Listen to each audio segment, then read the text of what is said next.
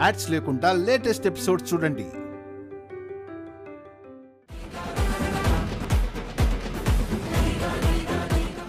చక్రి, ఏంట్రా ఇవన్నీ? నా కూతురికి నగలమ్మా. అసలు ఇవన్నీ ఎప్పుడు కొన్నావు? కనీసం నాతో ఒక్క మాటైనా చెప్పలేదు. మొన్నేనమ్మా, 2-3 days అవుతుంది.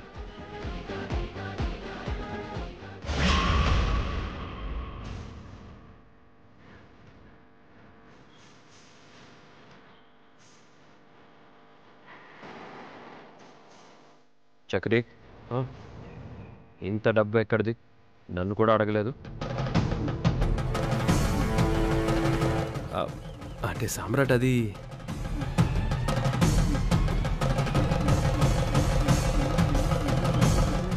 అబ్బా ఊరుకోరా, ఏదో చిన్నపిల్లాన్ని అడిగినట్టు అడుగుతున్నావు. చక్రి కూడా మనతోనే బిజినెస్ చేస్తున్నాడు కదా. కన్నబిడ్డ మీద ప్రేమతోటి ఈ నగలు తెచ్చుంటాడు.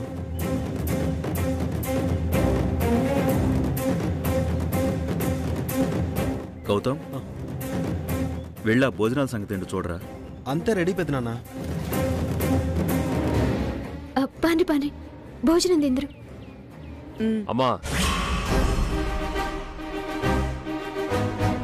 ఏంటన్నా? దేని గురించి? మీ చిన్న కోడలి కడుపు గురించి.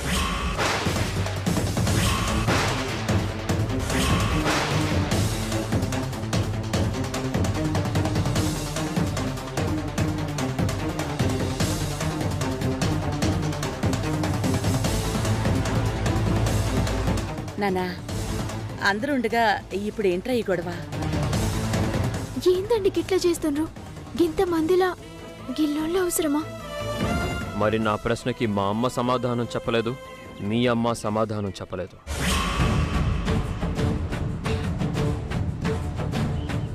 చివరికి నువ్వు కూడా దాటేస్తున్నావు. ఎందుకు? నానా, కడుపు ఎదుగుదల అందరికీ ఒకేలా ఉండదు కదా. వారి వారి శరీర తత్వాన్ని బట్టి ఉంటుంది.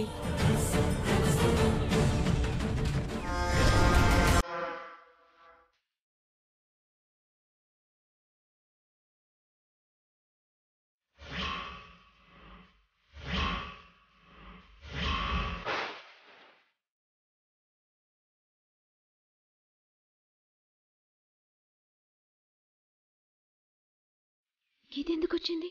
దీన్ని ఎవరు పిలిచిండ్రు?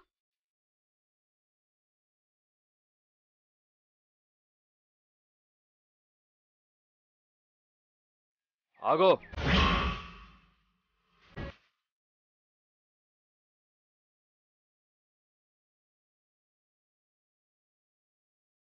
నువ్వెందుకు వచ్చావు? నిన్నెవరు పిలిచారు?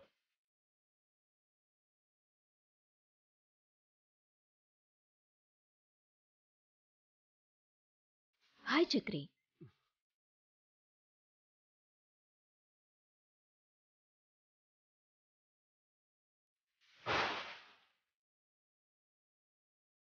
మీ అన్నయ్య చక్రి తన కూతురి బారసాలకి నన్ను సాదరంగా ఆహ్వానించాడు సామ్రాట్.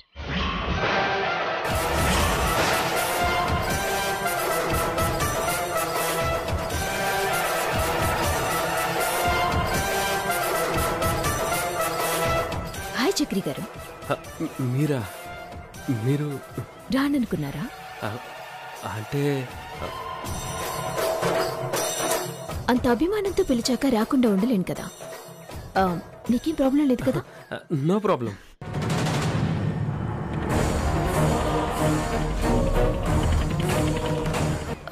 పాప దగ్గరికి వెళ్దామా? పదండి. ఏంట్రా ఇదంతా? సమ్రాట్ అనుకోకుండా ఇన్వైట్ చేయాల్సి వచ్చింది. తను వస్తుందని కూడా అనుకోలేదు. ప్లీజ్ రా, ఏమనుకోవద్దు. చక్రి గారు,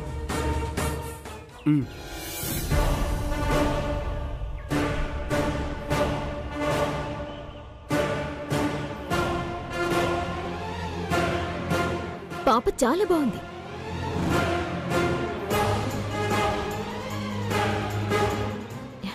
ఎంతైనా మీ కూతురు కదా.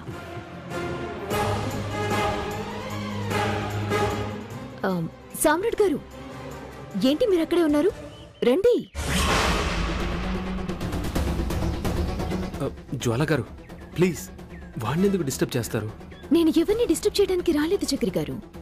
ఒక మంచి గిఫ్ట్ పాపకిచ్చి బ్లెస్ చేసి వెళ్దామని వచ్చాను, అంతే.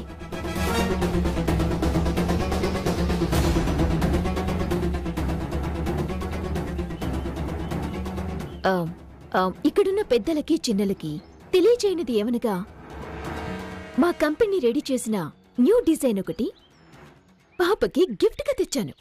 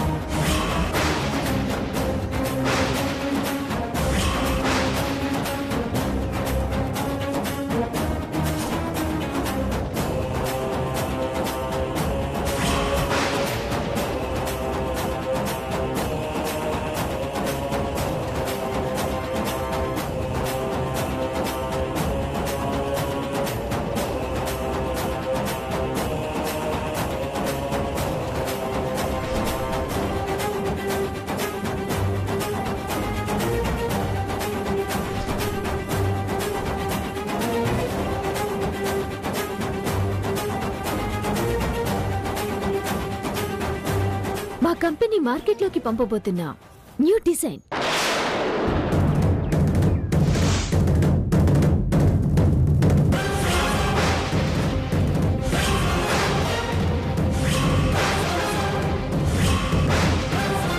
ఇది ఫస్ట్ పీస్.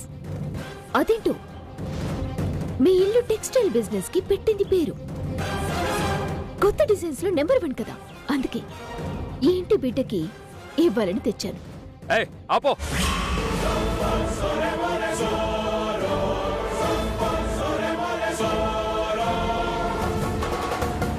ఏంటి సామ్రాట్, ఏమైంది? ఎక్కడిది డిజైన్? నా కంపెనీ తయారు చేసిందని చెప్పాను కదా. పిచ్చి పిచ్చిగా మాట్లాడుకు, మర్యాదగా చెప్పు, ఈ డిజైన్ నీ దగ్గరికి ఎలా వచ్చింది?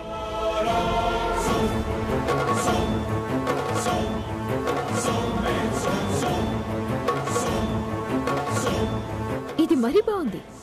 ఏ డిజైన్ అయినా పైనుండి ఊడిపడుతుందా? క్రియేట్ చేస్తే వస్తుంది. నా క్రియేటివిటీ టీం రెడీ చేసింది. Shut up.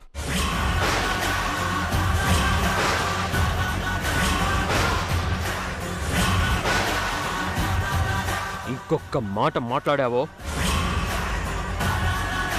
ఇది నా కంపెనీ డిజైన్, చక్రి చేసిన డిజైన్.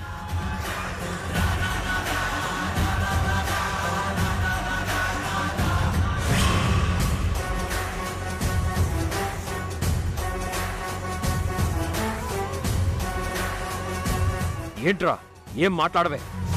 అవును జ్వాల గారు, ఇది నేను చేసిన డిజైన్. మా కంపెనీ మార్కెట్లోకి పంపాలనుకున్న డిజైన్ మీ దగ్గరికి ఎలా వచ్చింది?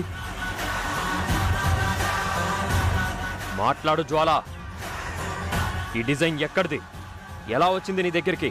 హలో, ఊరుకుంటున్నాను కదా అని నోటికొచ్చినట్టు బాగొద్దు సామ్రాట్.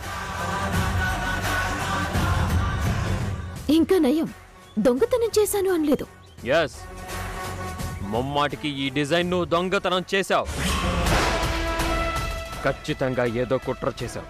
కుట్రలు కుతంత్రాలు చేయాల్సిన అవసరం నాకు లేదు. నాకు కంపెనీ ఉంది, క్రియేటివ్ టీం ఉన్నారు, నీలా ఆలోచించే శక్తి ఉంది. కష్టపడి చేశాం. రేపు మార్కెట్లోకి రిలీజ్ చేయబోతున్నాం.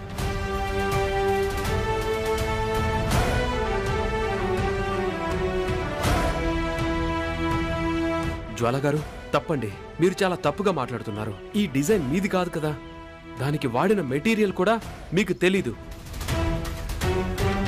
ఈ డిజైన్ మీదెలా అవుతుంది? వాట్ ఇస్ దిస్ చక్రి గారు, మీరేనా ఇలా మాట్లాడేది? కాస్త ఆలోచించండి. ఆలోచించాలా? ఆలోచించండి.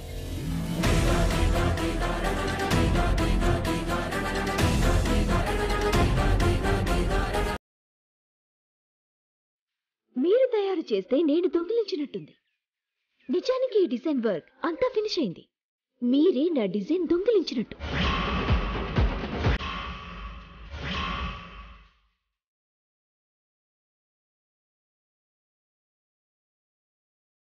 నువ్వెన్ని నటించినా ఎన్ని అబద్ధాలు చెప్పినా ఆ డిజైన్ నీదవ్వదు. దానికి ప్రూఫ్ ఏంటి? నేనే ప్రూఫ్. అది నా చేతులతో నేను వేశాను. అబచ్చా, అలాంటప్పుడు మార్కెట్లోకి మా కంపెనీ ద్వారా ఎందుకు వెళ్తాయి?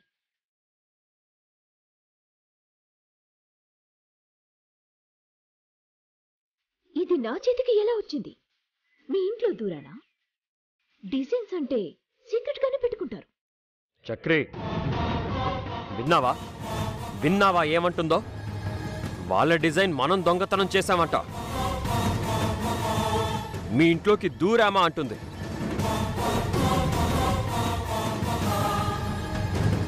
ఈ గడప దాటి ఆ డిజైన్ బయటికి ఎలా వెళ్ళింది చెప్పో. సమ్రాట్, నిజంగా నాకేం తెలీదు. ఆ డిజైన్ ఆఫీస్ వాళ్ళకి తప్ప ఎవరికి తెలీదు. ఇది ఎలా బయటికి వెళ్ళిందో కూడా అర్థం కావట్లేదు. నేను పిచ్చి వాళ్ళ కనిపిస్తున్నానా?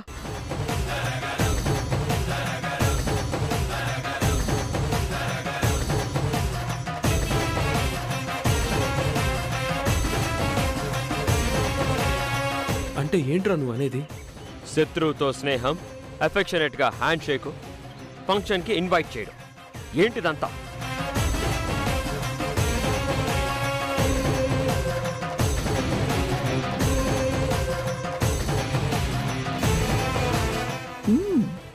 చిచ్చు మొదలైందిగా, ఇక్కడ ఉండకూడదు. సమ్రాట్, ప్రామిస్ రా, నాకేం తెలీదు.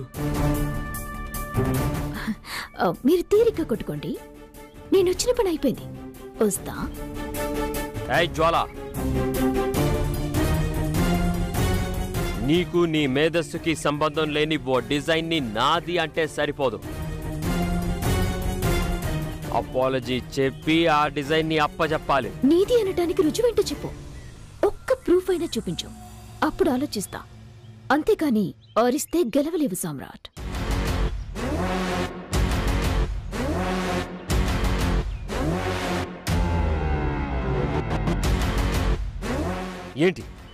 ఏంటలా బొమ్మలా నిలబడ్డావు? 20 కోట్ల కాంట్రాక్ట్, ఆ డిజైన్ నీ చేతుల్లో నుంచి ఎలా బయటికెళ్ళింది? సమ్రాట్ ప్లీజ్ షట్ అప్.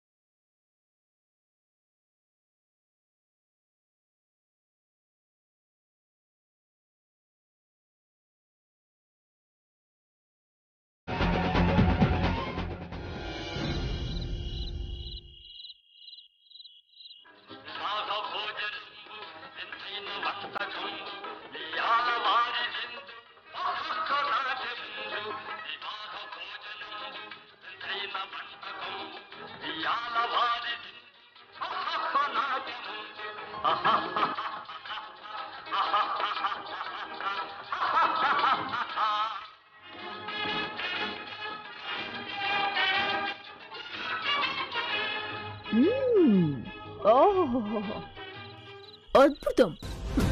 తింటున్న ఐటమ్ అద్భుతం. ఆ సామ్రాట్ గాడి ఓటం అద్భుతం.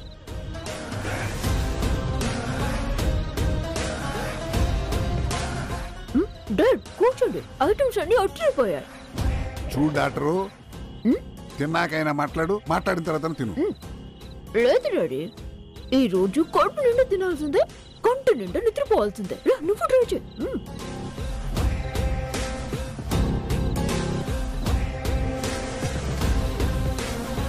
అమ్మో అమ్మో అమ్మో అమ్మో, కూసేవి మేసేవి, ఈదేవి పాకేవి ఒక్కటి కూడా వదలేదు కదే ఈ ఫుడ్ ఫెస్టివల్ ఏంటి నాయమ్మ.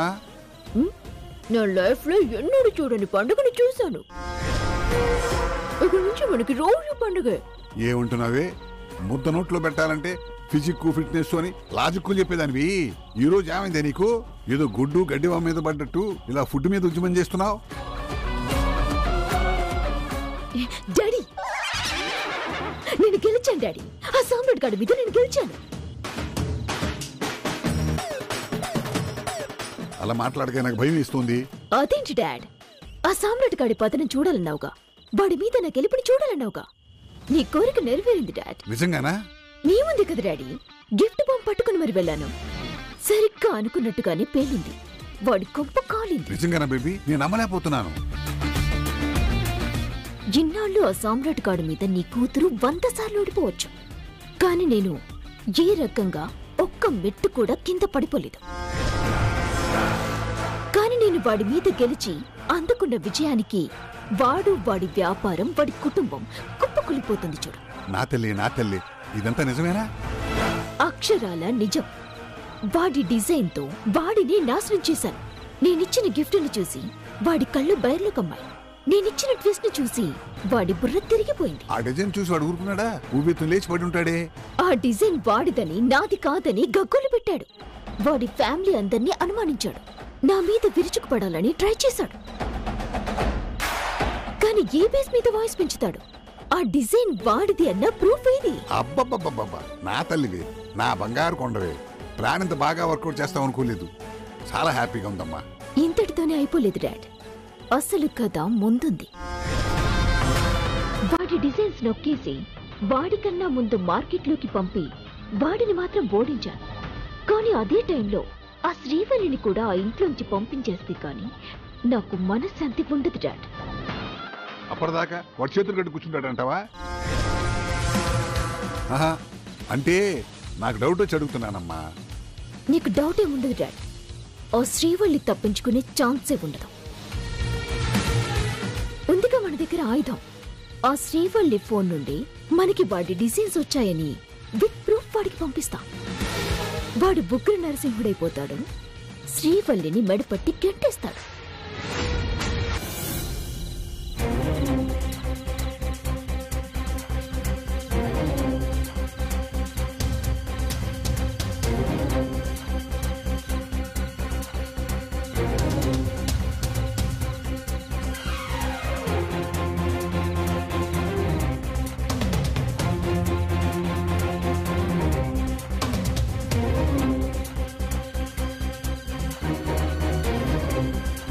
ఏమి నీకు లేని కడుపు గురించి ఎక్కడ బయటపడుతుందోనని భయపడుతుంటే ఈ కొత్త సమస్య ఏమిటే?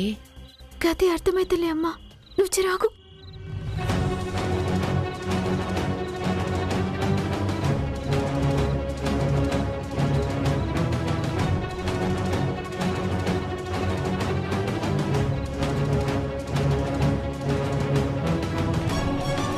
సమ్రాట్, నాకేం అర్థం కావట్లేదు.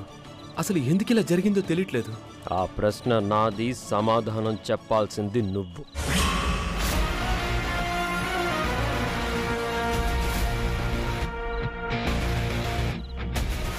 నేను సమాధానం చెప్పడం ఏంటి సమ్రాట్? అసలు డిజైన్స్ ఆ జ్వాల దగ్గరికి ఎలా వెళ్ళాయో నా ఊహకు కూడా అందట్లేదు. డిజైన్స్ నీ చేతులతో నువ్వే వేశావు.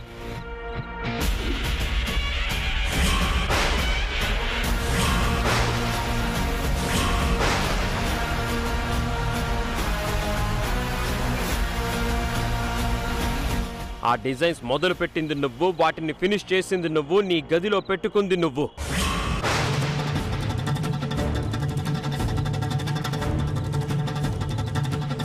అయినా కొన్ని గంటల ముందు నా శత్రువు చేతుల్లోకి ఎలా వెళ్ళాయో చెప్పాల్సింది నువ్వే.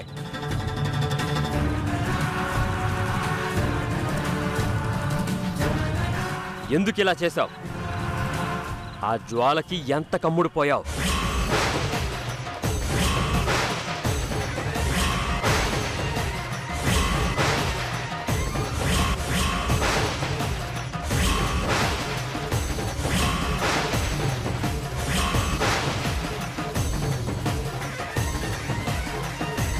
సమ్రాట్, నేను అమ్ముడుపోయానా?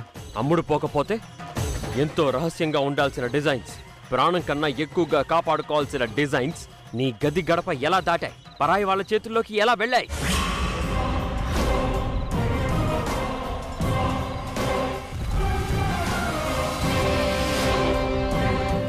సామ్రాట్, ఏంట్రా ఇది? జ్వాల తను ఎదగడానికి, నిన్ను ఓడించడానికి ఎన్ని కుట్రలైనా చేస్తుంది, ఎంతకైనా తెగిస్తుంది. అది మనందరికీ తెలుసు. అది మర్చిపోయి చక్రి అమ్ముడుపోయాడంటే ఎలారా? అలాంటప్పుడు ఒక శత్రువుతో సంబంధాలేంటి? ఆ జ్వాలతో పరిచయాలెందుకు? ఒక రాక్షసి కారులో తిరగడం ఎందుకు? దాన్ని మన ఇంటి ఫంక్షన్కి పిలవడం ఎందుకు? దీన్ని బట్టి ఏం అర్థం చేసుకోవాలి? సమ్రాట్, నేను తనతో పరిచయం పెంచుకోలేదు. కొటేషన్ వేయడానికి వెళ్తుంటే కార్ బ్రేక్ డౌన్ అయింది. ఆ జ్వాల లిఫ్ట్ ఇచ్చింది. దానికి కూడా అక్కర్లేదన్నాను. బలవంతం పెట్టింది. కొటేషన్ వేయడానికి టైం అయిపోతుంది. వేరే దారి లేక లిఫ్ట్ తీసుకోవాల్సి వచ్చింది. మాటల్లో పాప బారసాలని తెలిసి నన్ను పిలవరాని బలవంతం పెట్టింది. తప్పక ఒక మాట చెప్పాను, కానీ అంతకుమించి ఏమీ లేదు. తను వస్తుందని కూడా అనుకోలేదు. శత్రువుతో ఎలా ఉండాలో తెలీదు, తోడేలికి ఎంత దూరంగా ఉండాలో తెలీదు, కంపెనీకి ఊపిరి లాంటి డిజైన్స్ ని ఎంత సీక్రెట్ గా ఉంచాలో తెలీదు. నీ గదిలో నువ్వేసిన డిజైన్స్ నీకు తెలియకుండా రెక్కలలో వచ్చాయో తెలీదు, కానీ నాకు తెలియకుండా గుండు పిన్ను కూడా కొనని నువ్వు పాపకి లక్షలు పోసి బంగారం కొనడం మాత్రం తెలుసు. ఎక్కడి నుంచి వచ్చింది నీకంత డబ్బు?